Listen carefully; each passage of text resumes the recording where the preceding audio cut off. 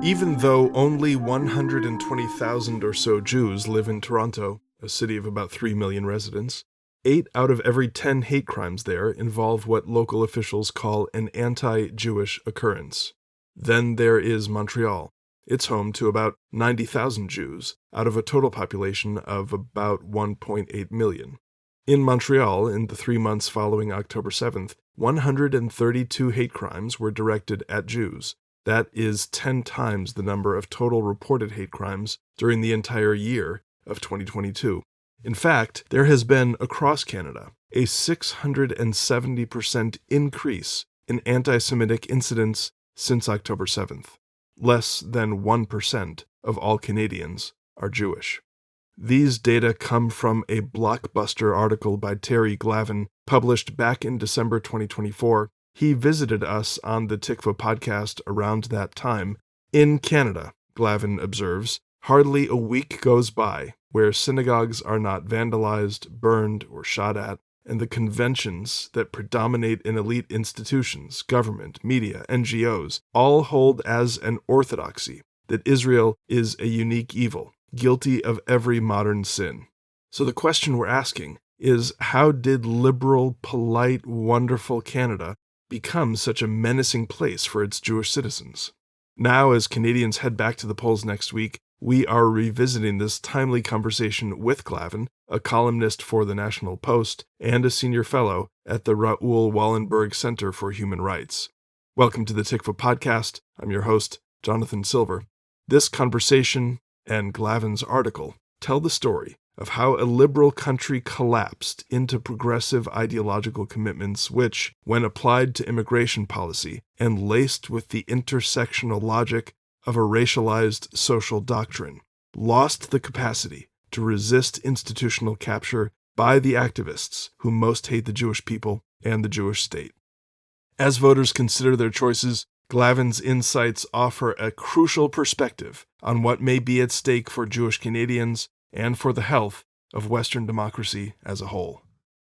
If you enjoyed this conversation, you can subscribe to the Tikvah podcast on Apple Podcasts, Google Play, and Spotify. I hope you leave us a 5-star review to help us grow this community of ideas. I welcome your feedback on this or any of our other podcast episodes at podcast@tikvah.org. And of course, if you want to learn more about our work at Tikvah, you can visit our website, tikvah.org, and follow us on Facebook and Twitter. Here now is my conversation with Terry Glavin. Terry Glavin, welcome to the Tikvah podcast. It's really nice to be here. Thanks for having me. We ought to begin with news that's just coming out as we're sitting down to record this conversation on Wednesday, December 18th. Very early this morning, maybe late last night, there was another arson attack at a synagogue in Montreal.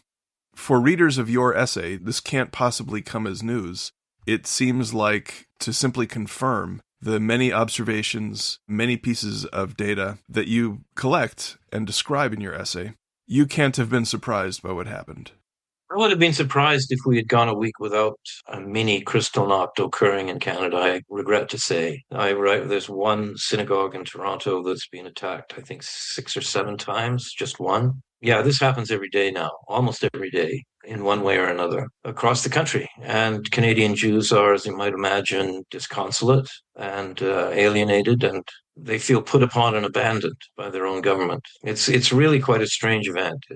You can talk to young Jews or old Jews, and the older Jews are interesting. They haven't seen anything like this in their entire lifetimes. We ought to come to just what has changed and what is different in Canada now. But maybe it makes sense if we can establish the sort of cartoon that Americans walk around in their heads thinking that Canada is. And we'll be able to trace the differences between the image that we have and the reality that's unfolding before us. So Americans typically, when they think of Canada at all, really, think of it as like an adorable younger sibling. Yeah, I don't want to stereotype Americans here either, but the American view does tend to be that Canadians are like unarmed Americans with a good healthcare plan, and that we're all very sweet and stick figures out of a Michael Moore documentary. And you know what? That's almost kind of true, or it was. And I think for the vast majority of Canadians, yeah, it's not unreasonable. We can take a joke.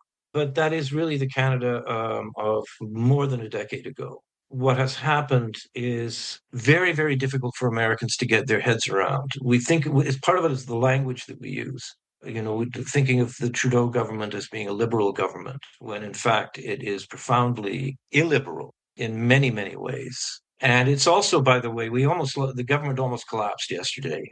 This is not a popular government, to put it mildly. The finance minister resigned in fury after being instructed to add further to what is, I think, a $60 billion debt. The finances of the country are completely broken. We don't know how many people live in Canada. There's at least 5 million people here whose various temporary permits expire within the next 12 months. You try to extrapolate that from an American point of view. Our population is only a tenth of of America's population. We have another 50 to 500,000 people whose permits have expired and have not left. We have 240,000 applications for asylum filed from within Canada. We have a Citizenship and Immigration and Refugees Department that takes 42 weeks to process every asylum application. The growing sentiment by the overwhelming majority of Canadians that Canada is broken. We have a conservative opposition, which enjoys twice the support of the Liberal government, whose ranks, by the way, are being depleted on a daily basis. We have a significant number of members of Justin Trudeau's Liberal caucus that are resigning and calling him to resign. We've seen a complete retreat from the left-wing party, the New Democratic Party, the Liberal Party under Justin Trudeau, to the Conservative Party. The majority of, among young people in the 19 to 35 age bracket, among trade unionists, in the working class, they're all voting Conservative. So it's very odd for Americans to think in terms of conservative, liberal. It doesn't really work all that well. The other thing to understand about Canada is that we are one of the most decentralized federal systems on earth. We are a bilingual, multicultural, constitutional monarchy spread out across the top of the most vibrant cultural dynamo in the history of nation states. A lot of the flotsam and jetsam from the American culture tends to wind up in Canada in very strange ways. And the primary responsibility of a prime minister is to hold this thing together. And we have a prime minister who, from the very outset, has proceeded on the proposition that Canada is a post-national state. In his words, that there's no core identity. In fact, that Canada is essentially a racist colonial settler state that is riven by white racists. And of course, everything was horrible until he came along. He's one of the nice guys. That's essentially the snapshot. I don't want to skate too quickly over that paradox that you just put before us. That given its cultural, its social, its historical qualities, the purpose of Canada's centralized government is to assert Canadian identity and to be a touchstone for Canadian belonging. And here you have a prime minister who's ideologically persuaded and believes himself to have a mandate to enforce the notion that there is no Canadian identity and no core Canadian identity, or perhaps more precisely that Canadian identity exists in its diversity. Well, that wouldn't be all that bad, that latter bit. The thing about Canadians is that we were pretty significant players on the world stage, as it's called, during the Second World War, right up to the early 60s. And we did have a very defined sense of ourselves. And we have become, over the years, increasingly multicultural and perfectly happy with that. One of the things that is broken in Canada now is the cross-partisan consensus about immigration and diversity. We were once, across the board, conservatives, liberals, socialists, social democrats, perfectly happy with the notion of multiculturalism, very welcoming of immigrants. When Trudeau came along at the same time as Trump 1 did. And Trudeau sort of cast himself as this antidote to Trumpism. And in fact, Americans particularly embraced him for that. You had him on the cover of Rolling Stone magazine, this glamorous guy and all these Vogue photo shoots. And I mean, I hate to say it, but he really is a bit of a bubblehead. But at the same time, he represents a particular constituency that drove him into office. By the time of his first election victory, which was sort of on a wave of what you might call progressive exuberance, his core support was essentially the Canada-China Business Council and the influence of the United Front Work Department in this country, the organization department of the Chinese Communist Party's Politburo, really cannot be understated. It's been the biggest story over the last 5 years, is the degree to which the Chinese state has interfered in Canadian elections to the benefit of the Liberals, particularly in the 2019 and 21 federal elections. This is actually quite significant. But, part of the difficulty is, again, the language that we use. Is it foreign interference if it's invited and welcome? Maybe you could just spool out the consequences in particular for Canada's immigration policy. Okay, well, here's one question I would ask is, how do you do national security in a post-national state? What does it mean? Right. What is the thing that is being secured? And our immigration policy, I don't even know if we have one. I mean, this goes back to what I'll call the China lobby. Americans will be familiar with Dominic Barton and the McKinsey Company, which has been sued billions of dollars in the United States for boosting OxyContin sales and what have you, and is known in the human rights community around the world as the facilitator and public relations agency for countless numbers of dictatorships and the police state bloc within the United Nations. Dominic Barton and McKenzie wrote Justin Trudeau's immigration policy and his economic development policy. During his first run, the first years in office, Trudeau had the Economic Development Council embedded in the finance ministry, and that council was run by McKinsey. All of its employees were paid by McKinsey. And their proposition was that we needed to double and triple our population as soon as possible. And so what the consequence of that is Canada's per capita GDP is now somewhere around that of, I think, Mississippi or Alabama. I can't remember which of the two states. So, yeah, all these things are actually interrelated. And unfortunately, Justin Trudeau, I mean, it's really hard to put across to Americans. If you can imagine a kind of, Ivy League 21-year-old woke, I hate to use the expression, but there we have it, activist Instagram account in charge of a G7 country. That's essentially what we're up against here. And by the way, I don't know that I've ever written so much as a conservative sentence in my life. I don't want people to take me as a sort of a partisan in this, although I do find that increasingly members of the reality-based community in Canada do tend to be conservatives or tend to vote conservative. This will be surprising, perhaps, because I intended for us to draw a contrast between the nation that Canada has become as opposed to the nation that Americans tend to misunderstand when we think of that archetype that lives in our imagination.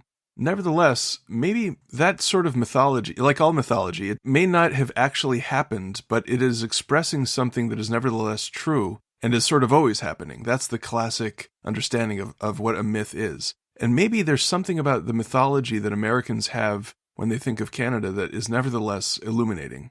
It might not be the case that Canadians are according to our imagination, but there is something at root about the welcoming nature, what seems to be ideologically committed to happiness and multiculturalism and optimistic outlook on the world that is connected to the political evolution that has come out of the Trudeau government. And so starting from that point of departure might not be the wrong place to start. And maybe this is a story of how the liberal commitments of the Trudeau government have evolved in this way. And in a way, that's kind of the story that your piece tells. That's the story. A lot of the stereotype is kind of right, like Canadian nationalism, our anthems never lend themselves to sort of fire in the belly patriotism. It's more like a sigh. And we're happy with that. We're fine with that, right? And we were in the post-war period, I think, increasingly, and this was particularly, I think, a working class phenomenon, increasingly happy with the notion of, a new and interesting and, person whose accents you don't quite understand moving in next door down the street. It was an opportunity and an excuse to get into one another's liquor cabinets. And it was fine. And Trudeau's father saw this and sort of created this strange kind of multiculturalism as a federal policy, almost a constitutional imperative that kind of, I think, appropriated that sensibility and did, there's a great argument to be made that he didn't really, it wasn't really helpful. I think it might have been helpful in one way, in that the traditional sort of dysfunction in Canada between the English and the French after Pierre Trudeau, multiculturalism allowed us to say, well, it's not just those lads, right? There's a whole bunch of us who aren't English or French, and it's difficult to shoehorn us into either of those categories. My people are Irish Catholic and we're immigrants. And what are we? We actually tend to associate more with the French, but we speak English. And so that was great. I mean, it was kind of mutated and it turned into a way for the Liberals to do vote bank politics and to sort of claim ownership of various ethnic constituencies. But there's a mutation from that emerged, I think, largely from American university campuses about multiculturalism that denigrated everything that went before it and was preoccupied with this notion of Eurocentrism and the United States, and of course necessarily Canada, Israel, Australia, as racist colonial settler states. This became basically federal policy in Canada. I mean, it's all very amusing if it's just some eccentric professor at the University of Toronto. But when it's the prime minister and it's the entire cabinet, things tend to go a little bit sideways. And so I think this gets at the core. I mean, you really have to look at the trajectory of the left as well, in tandem with this understanding the trajectory of Canadian liberalism over the last 30 years. Kind of a snapshot would be the Solidarność movement in Poland, the movement in China that tragically ends in Tiananmen, but ends in Europe and Russia with the fall of the Soviet Union in 1989. 1990s, generally speaking, through the 1990s, the primary iteration of leftist activism was anti-globalization, and you'd end up with a battle in Seattle. Americans will be familiar with that and all the demonstrations at the IMF, the World Economic Forum, the World Bank. And then 911 comes along and it kind of hits everybody like a blunt trauma wound to the head. Everybody goes a little bit crazy. Nobody knows what it means. Gosh, is it possible that there's an evil in the world that's more dastardly than George Bush? How could this be? By the way, to the left, the answer to that question was no.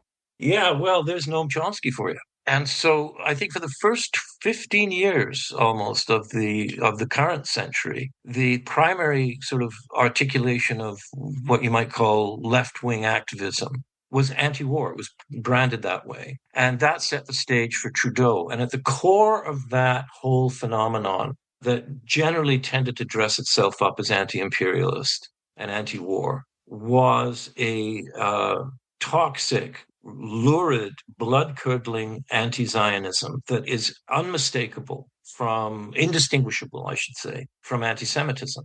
What Americans have been seeing on their university campuses, however we want to describe it, I don't like the term woke. There's something darker and deeper going on here. That phenomenon had spread from the university campuses and other centers of cultural influence throughout the various Canadian governments at various levels, through various Canadian bureaucracies, certainly in the faculty lounges, in the public sector unions, right up to the federal cabinet and the prime minister's office and the privy council office. That became the standard. And so there's nowhere for Jews. Jews can't find themselves in this, ultimately, at the end of the day. Not going to be able to fit within the diversity, equity, and inclusion paradigm. You're not going to be able to benefit from the hundreds of millions of dollars that are being invested in various anti-racism strategy, quangos and whatnot that began to flourish after Trudeau was elected. And a lot of those organizations, and I don't mean to, a lot of my comrades are Muslims. So I really want to be careful how I talk about this, all right?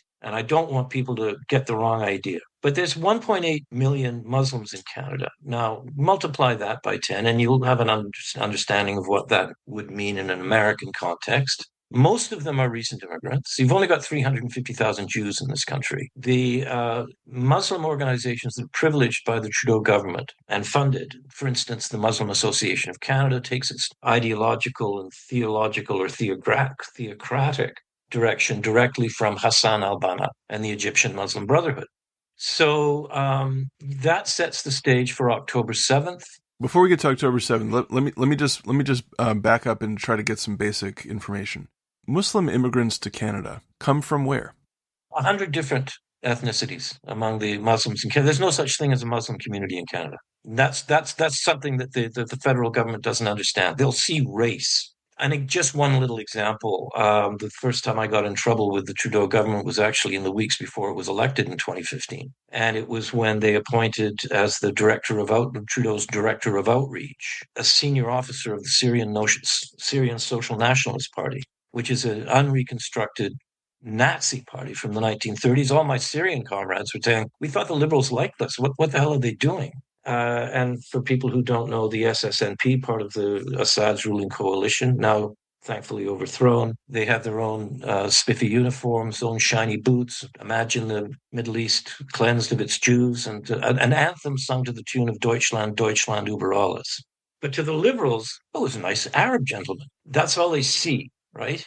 They don't look further than that. It's just race, and intersectionality. And so that's what I mean when I say, it's not wicked because it's anti-Semitic. It's anti-Semitic because it's wicked. It has to be anti-Semitic. It cannot be on any other way. Let's talk about that. We've been talking about Canada overall, which I think is necessary context for us to understand the many pieces of data which you bring in the essay. But now just paint a picture for our listeners about what it's been like to be a Jew in Canada over the last, let's say, year, since October 7th, Well, year plus. I did actually about 30 interviews for this piece, although 16 in-depth interviews with various people, not all of whom were Jews, some of whom were in the security and law enforcement scheme of things. And what it's like to be a Jew in Canada is to basically wake up every morning and read about another synagogue being bombed. I spoke at length with my lodestar. I love him, I will confess, Erwin Kotler, who's I'm a senior fellow with the Raoul Wallenberg Center for Human Rights. He's a former liberal justice minister, celebrated human rights champion around the world.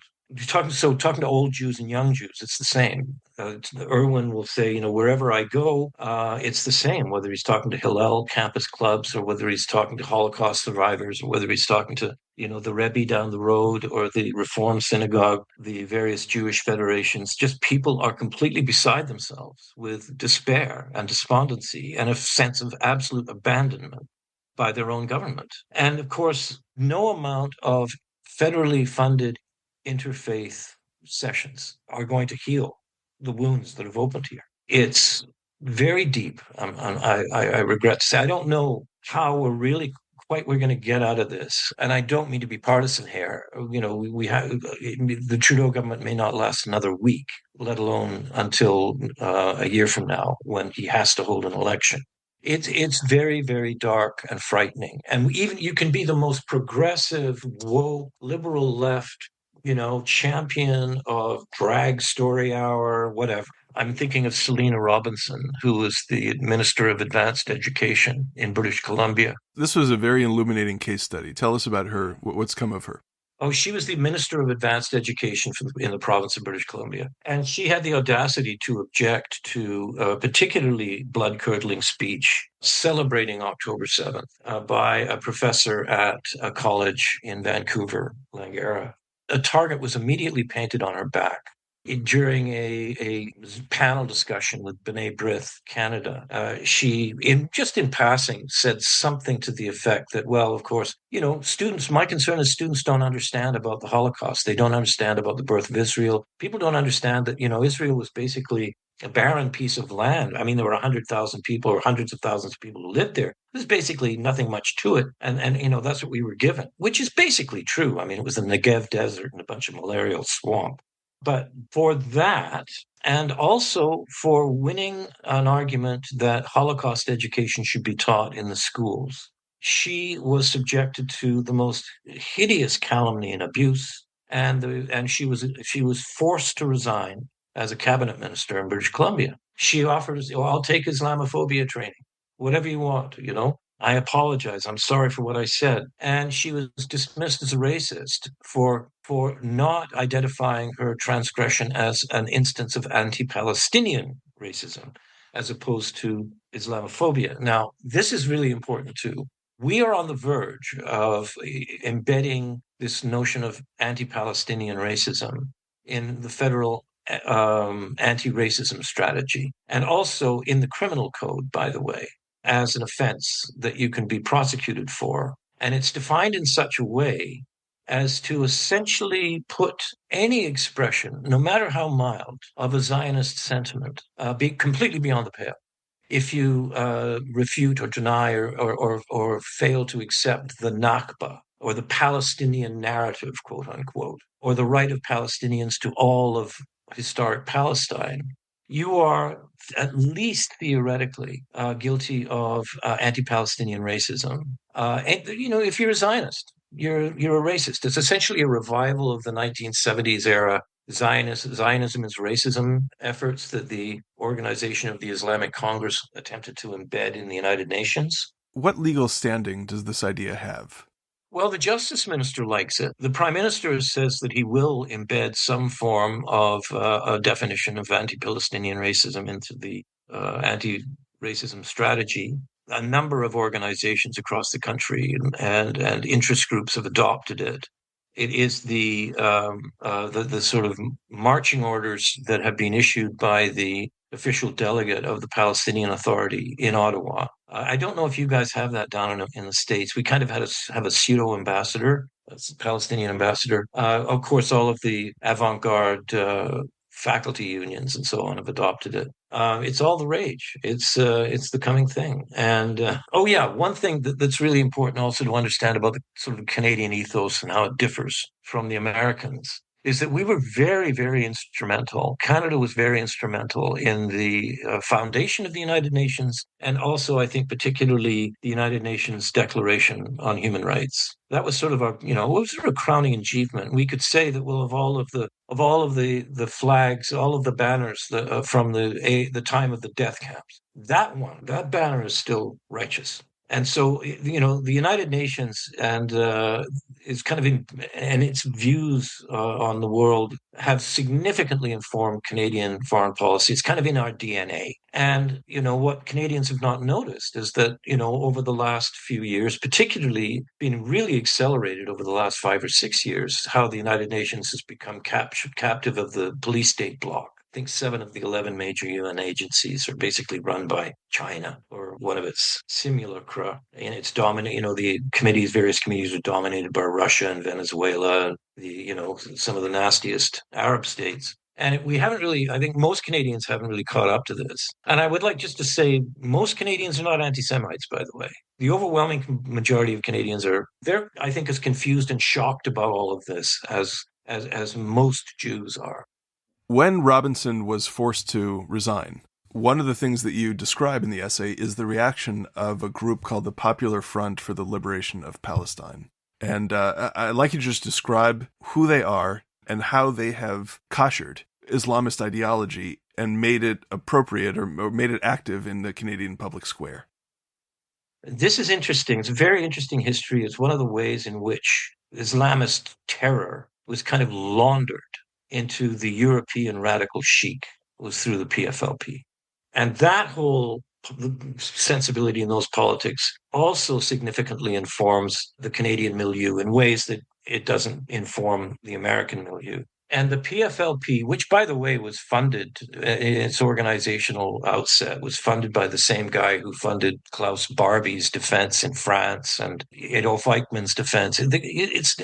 They're Nazis, for God's sake. So the PFLP, I don't know if it's certainly one of the major organizations in Canada that's been organizing all of these demonstrations across the country is Samadoun, the network, Palestinian Prisoners Solidarity Network. It's the organizational sort of outreach and propaganda arm of the PFLP. 3 days after the Israeli Defense Ministry, Intelligence, I can't remember, Justice Ministry, 3 days after Samadoun is specifically listed as a terrorist organization in its own right, not just because, in association with PFLP in Israel. 3 days after that, Samadoun, which had already been finding it extremely difficult to organize and raise money around the world. I think PayPal had gotten rid of it and, this sort of thing. 3 days after Israel declares Samadun a terrorist organization, Samadun is granted non-profit status in Canada under the Not-for-Profit Corporations Act. And this is after more than a year of Canadian Jewish advocacy organizations saying, look, Samadun is basically headquartering itself in Canada. You need to do something about this organization. You had Shin Bet, and you had, we've got a intelligence and security cooperation with Israel. All of our chums in Shin Bet and the Israeli national security people meeting in Ottawa with senior federal cabinet ministers, prime ministers saying, this is a big problem. You got to do something about Samadun. And then 3 days after Israel declares Samadun a terrorist organization, we give them safe haven here in Canada. And now they've suddenly become listed as a terrorist organization only because the U.S. Justice Department said, do you really want the embarrassment of the U.S. Treasury Department listing a Canadian nonprofit as a terrorist organization? There's a lot more to that story. They were actually behind the overthrow or the firing of the campaign against Selina Robinson. It sort of makes sense to try to trace this phenomenon out as a story of institutional capture by a number of ideologues who, as we started by saying, in relation to Canadian immigration policy, are aided and abetted by opportunistic NGOs and foreign actors. But maybe you could just tell us a bit about how that actually happened, the case history of how these ideas escaped from the faculty lounge and found their way into the Prime Minister's office.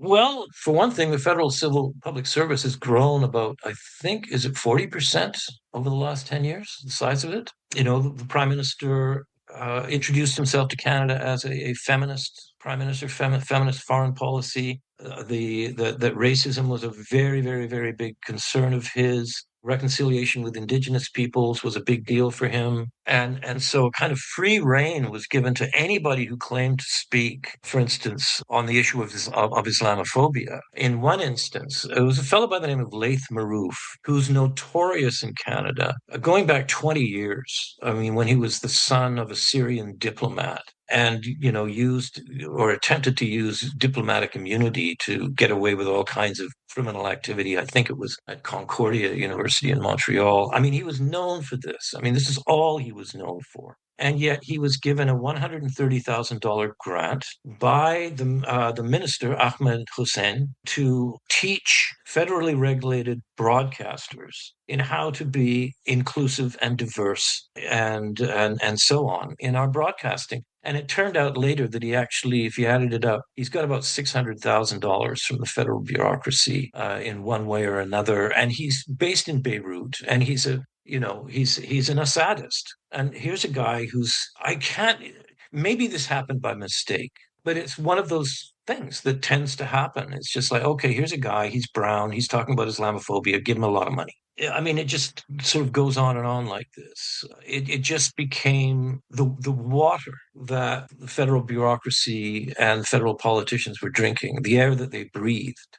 That's basically the story. I really wish, in terms of the so-called anti-war movement and how it entrenched itself into the whole discussion of Israel and Israeli foreign policy, that's something that actually can be traced back to a very specific origin. And it was a series of conferences in Cairo, starting in, I think, 2003. In which all of the major Canadian organizations that were free, as a journalist, I have to say, journalists do really bear a great deal of responsibility for this. If you can call yourself anti-war and you can hang a placard around your neck and stand in a street corner, and the next thing you know, you're getting free press on the nightly news. But most of it is just, it's not like it's some conspiracy. It's just organic. And the other thing I think we haven't even touched on is what happened in the summer of 2021. By the end of the summer, dozens and dozens of little Catholic churches and other churches across the country were burned to the ground. And the flags were lowered on the Parliament Hill and on all federal buildings across the country. This was all sort of engineered by the Prime Minister. We wanted our own, in the words of the Indigenous Relations Minister, our own George Floyd moment, okay? And it was all because of the alleged discovery of a mass grave at a residential school in Kamloops. So the story breaks. The New York Times has this mass grave, horrible history story on a Thursday. Flags come down over the weekend on Monday. On Tuesday, the chief at Kamloops said, well, we actually didn't say anything about a mass grave. But the flags are down, and all of this stuff about mass graves, and in nine cases out of 10, it was absolutely nonsense. These were not claims that the Indigenous leaders were making at the local level. They were claims that allies were making, and the prime minister himself, who likes to take a knee. You know how everybody, you Americans, were always taking a knee. Remember that during the Black Lives Matter business? Oh, he loves to do it. He would take a knee. And he has a famous photograph of him taking a knee with a little teddy bear that was alleged to be a recently discovered mass grave in Saskatchewan. It was a Catholic cemetery. So this, the notion that first they come for the Saturday people, then they come for the Sunday people, right? Or what starts with the Jews doesn't end with the Jews. Well, in Canada, I mean, even if it did end with the Jews, that would be bad enough. Thank you very much. But I get the point. But in Canada, it actually happened the other way around. Once you start burning all these little churches across the country, and you have the prime minister saying that this is understandable, and every opportunity, every week, issuing another statement about how vicious and wicked the Catholics were in the residential school period, and I'm not making any apologies for the residential school, then it's only a short drive around the corner to the synagogue. In the imagination of the person who's listening sympathetically to that kind of historical claim, it's also not a short drive from the Western religious imperialist who is tyrannizing over the indigenous peoples in one place to the Western religious imperialist who is tyrannizing over the indigenous peoples in another place. And the place that that's happening with greatest ferocity is in historic Palestine and the Israeli occupation there.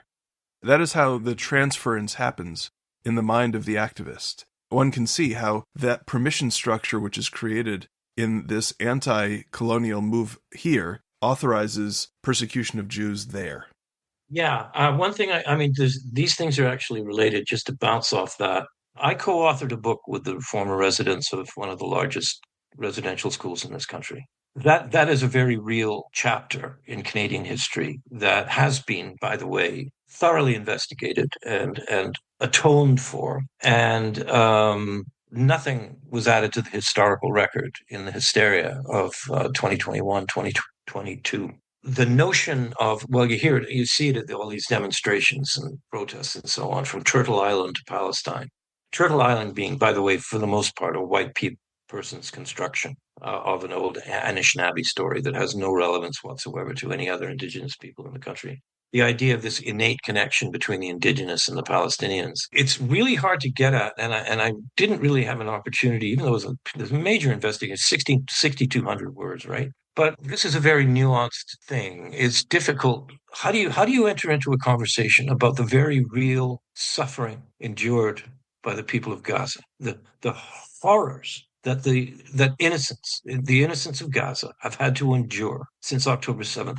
How does one enter into a public conversation about that, adopt policy that may be useful in mitigating some of that suffering as a G7 country? How do you do that when you are immediately shouted over and drowned out by these vast constituencies that intend to use Palestinian suffering as a pretext to support the contention that the state of Israel has to be dismembered and the Jews must be driven into the sea? So it's that conversation. It's really hard to have that conversation.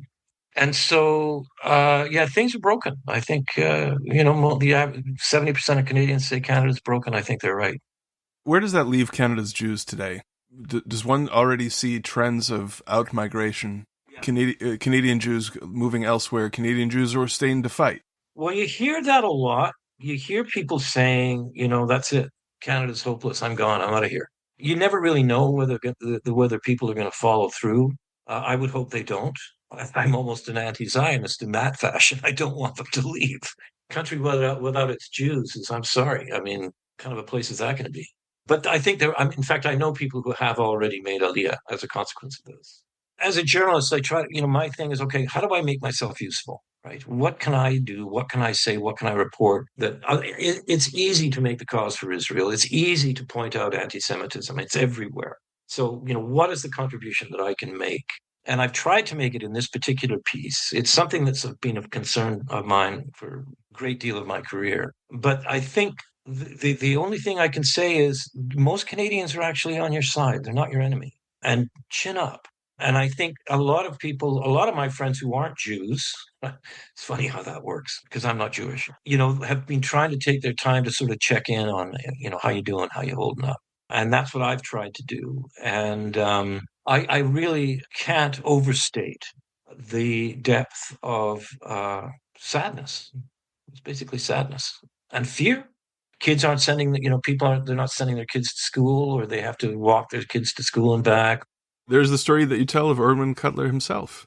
Yeah, Erwin Cutler, who became the interlocutor for Holocaust remembrance in Canada within weeks of that. I think it was in November of last year. He couldn't go around the corner without being put in an armored car and having a 24-hour police escort. He didn't want to divulge the source of the threat, but it was revealed. And my friends Bob Fife and Steve Chase at the Globe and Mail had the story. The RCMP disclosed that the murder threat was coming from Tehran, and they're pretty notorious for that. That's their assassination plots in North America. So your message to Jewish Canadians is most Canadians do not agree with the activists and register their dissatisfaction with the government. Chin up. What's your message to Americans, and particularly American liberals? Of course, the condition in the United States right now is that the political left is on its back foot. President Trump and the Republicans have just won this mandate to govern. But there will come a time when that's not the case, and liberalism will again return to lead the political imagination, will capture the political imagination of Americans. When that time comes, what can the left in America learn from the example of Canada? Well, I think it would be easy to perhaps take the wrong lesson. But I think there very much is a lesson to be learned. I think American Democrats seem to have learned the lesson a tiny bit in the way this orange-headed fellow managed to clean their clocks in the last federal election you've had down there. I'm loath to, give guidance and counsel and instruction to the leadership of Canadian, the Canadian Jewish advocacy organizations or Americans. But I would say this, particularly to liberals, people of the liberal left, look in the goddamn mirror. This is what we've allowed to happen. And pay very, very close attention to how that happened. Look to your roots. Look to the core, the historic mission of the liberal left. Look to the extent to which its current iteration is in any way a reflection of what your aunties and your uncles fought for in the streets, in the civil rights movement and the trade union movement. Give me a break. The language of the so-called left today, they borrow the terminology of the social democratic left. They borrow the categories of the Marxist left. But in place of the proletariat, you've got all of these specially anointed intersectional panoplies of racial diversity and gender. It's bourgeois. That's what it is. It's very bourgeois. This is a function of the corporate class, the managerial class. This did not come from the working class. That would be my advice to Americans. And the other thing, too, is to remember that, we're in the 18th year of the retreat of liberal democracy around the world. It's not just liberals in America who've had the stuffing kicked out of them. 18 damn years of it. The rise of the police state bloc, the enfeeblement of liberal democracies everywhere. Now, you can either say, okay, we'll just be some country north of Brazil. Oh, yeah, the United States, they have that statue of some woman holding a flame. Whatever. You can retreat if you like, right? Whine about the neocons as much as you like. Talk about forever wars. Watch Michael Moore documentaries and touch yourself as you do so. Whatever you want. Retreat. Hide. Or you can say, the American idea was a good idea. And a lot of people around the world had similar ideas. And they're brothers and sisters, and we should do everything to stand with them. So it's up to you. The Explosion of Jew Hate in Trudeau's Canada was published in the Free Press on December 11th, 2024. Terry Glavin, thank you for joining us. Lovely to talk to you.